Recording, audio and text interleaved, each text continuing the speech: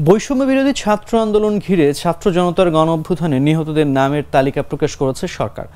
তালিকায় প্রাথমিকভাবে 708 জনের পরিচয় জানা গেছে, তবে পরবর্তী সময়ে তা আরও বাড়তে পারে। মঙ্গলবার স্বাস্থ্য ও পরিবার কল্যাণ মন্ত্রণালয়ের স্বাস্থ্যসেবা বিভাগের উপসচিব উম্মে হাবিবা সই করা গণবিজ্ঞপ্তিতে এ খসড়া তালিকার তথ্য জানানো হয়েছে।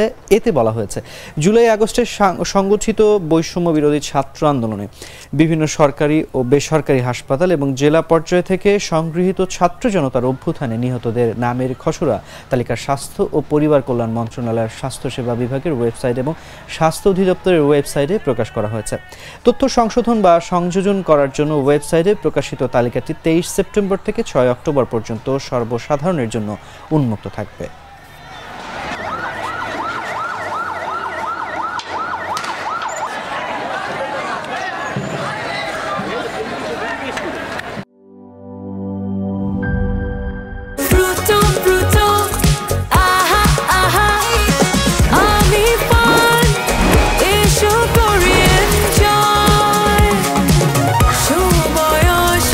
প্রাণ ফ্রুটো, সময় অসময় ফ্রুটোময়।